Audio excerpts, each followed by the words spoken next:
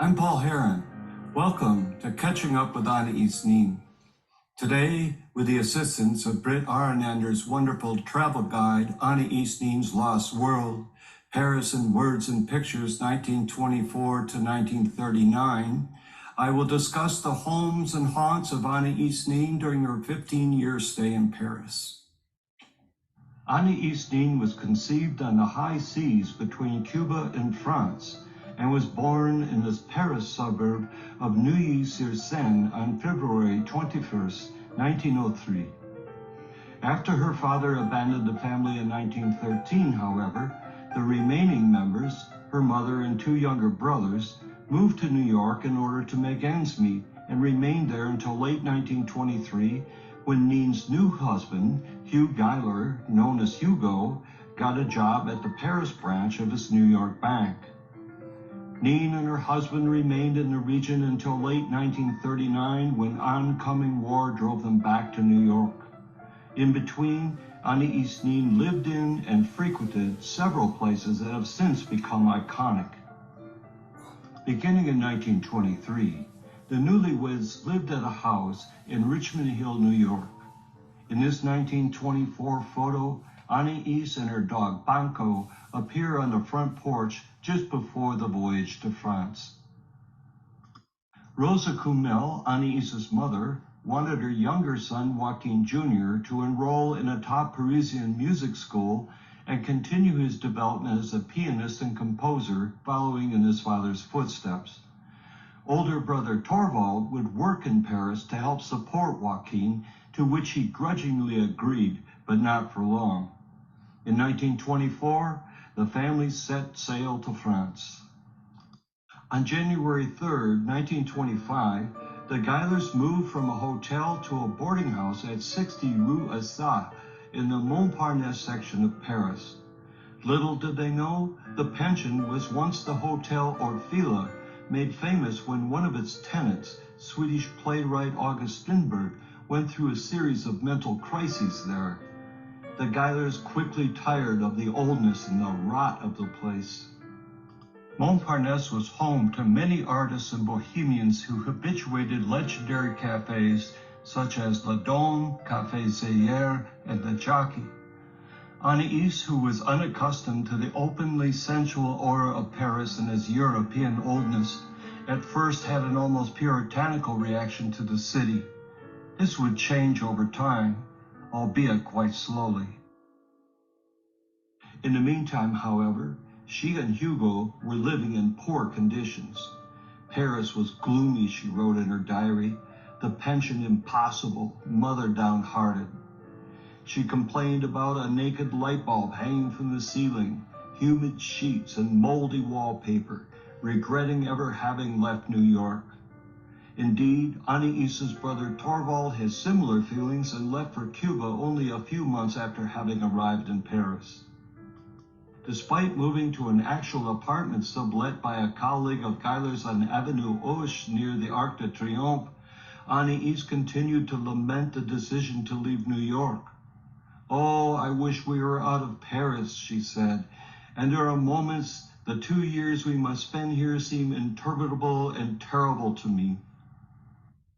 In August of 1925, the Geilers finally found an apartment of their own at 11 bis Rue Scolchière, in the heart of Montparnasse, just across from the cemetery. They would remain there 4 years in spite of Anaïs's continued disillusionment with Paris. She longed for somewhere clean, where shameless eroticism wasn't practiced openly in the streets. However, in 1926, after agreeing to leave Paris within the year, Hugo and Anaïs discovered there was an empty servant's room with a balcony atop their apartment building, and immediately rented it and dubbed it the High Place. It became a sanctuary, and Anaïs enjoyed its isolation. There she wrote about Paris and came to terms with living there. It was a turning point, one that had been almost 2 years in the making. Between 1926 and 1929, Anaïs Nin underwent several transformations. She began to take her writing seriously. She felt in harmony with Parisian life. She began Spanish dancing lessons, and her friendship with Hugo's former English professor, John Erskine, took a neurotic turn, resulting in an unconsummated affair. None of these events, however, led to any sort of satisfaction for her. In February 1929, she tells her diary, "I am now 26 and I have done nothing. No book, no stage career, a lot of unsatisfied wishes, and a realization that I am but half what I hoped to be." She was awakening, but still languishing. In 1929, Hugo was making enough money to move to a bigger flat, and they found a 7-room apartment on Boulevard Suchet in the posh 16th arrondissement. This would be Anaïs's house of dreams, one she would spare no expense or effort to decorate, even creating elaborate drawings and plans. What she and Guyler were apparently unaware of was the looming economic crash that led to the Great Depression. By 1930, the loss of capital meant that Guyler and Nin had to find a cheaper place to live, which they did in Louvciennes, a suburb a half-hour train ride west of Paris. The house, built around 1800, once served as workers' quarters and was later owned by a bourgeois family, the Leboeuf. This house would become the legendary Laboratory of the Soul, where Nin's life and writing career would be transformed by her meeting of Henry Miller there in 1931. The house in Louvciennes filled Nin's diary, was represented as the House of Incest in a book of the same title, and would be the longest tenure in a single place by the Guylers in France, nearly 6 years. In the meantime, Nin often took the train from Louvciennes to Gare Saint-Lazare to meet Miller in Paris, where their romance was blooming. In March of 1932, after months of correspondence, literary discussions, and meetings, Nin met Miller at the Viking Cafe, and then, under the spell of desire, they walked to Hotel Central, where Miller was staying. In room 42, the affair was consummated, beginning a decade-long fruitful relationship, one that involved Miller's wife June until she left him later that year.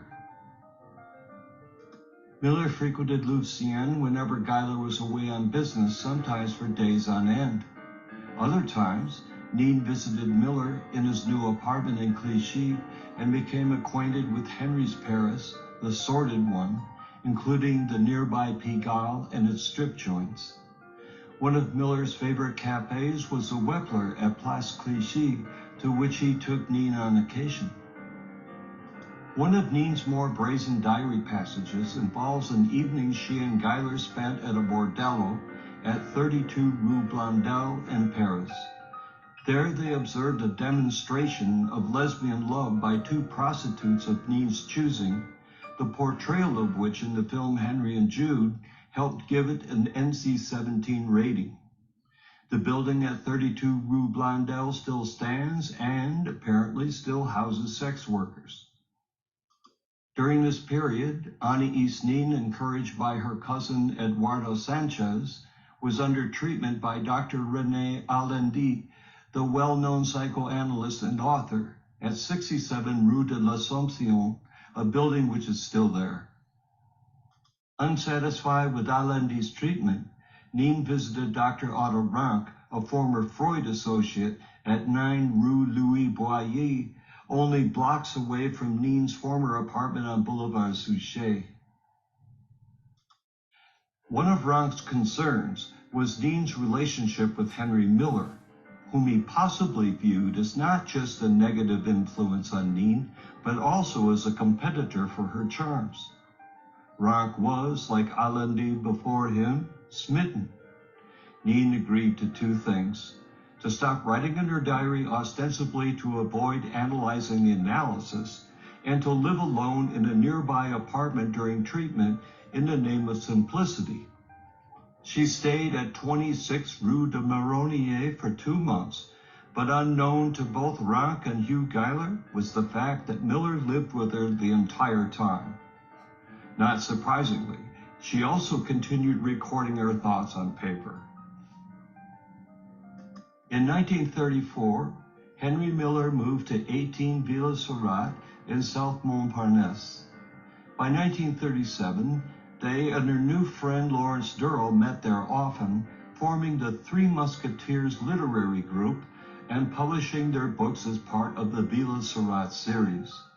The street is much the same as it was in the 1930s. In June 1936, Nin and Guyler left Louvciennes and rented a big pricey apartment at 30 Quai de Passy, which has since been named Avenue de President Kennedy, and the house renumbered to 20. Anaïs called it a modern, simple, joyous, light place, and the views of the Seine were spectacular. In 1938, Anaïs Nin, acting on a dream she had one night, rented a houseboat on the Seine called La Belle Aurore, owned by the actor Michel Simon. Simon was coincidentally one of the stars of the renowned movie La Talente, in which he commandeers a houseboat and barge on the Seine. The houseboat was moored near the Tuileries Garden at Pont-Royal and provided a place where Nin and her Peruvian lover Gonzalo More could meet. In 1939, the Guylers left their apartment on 30 Quai de Passy. Hugo worked in London, coming to Paris to visit Anaïs occasionally, and she, not wanting to live in London, moved to a small flat on 12 Rue Cassini in the 14th arrondissement. It was at Rue Cassini that she received visits from Gonzalo More and saw her father for the last time before he moved to Cuba. During the remaining months of 1939, war broke out in Europe, with Paris under direct threat. Shopkeepers began taping up windows to prevent them from shattering if the city were to be bombed, and many expatriates fled. Miller had already left to join Durrell in Greece, and Nin and Guyler made preparations to return to New York. Nin wrote in her diary, "Everything we do now seems like a wake. Most of the foreign artists have been sent home by their embassies. We were given gas masks, farewells every night."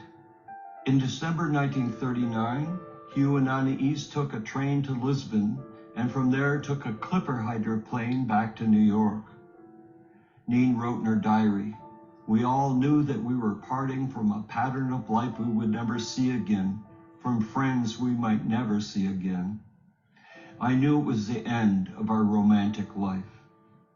She would not return to Paris for nearly 20 years and never lived there again.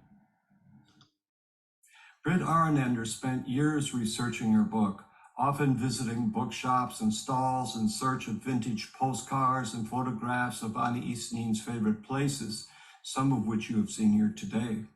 The result is a handy book that can be used as a guidebook or a photo book with plenty of informative text.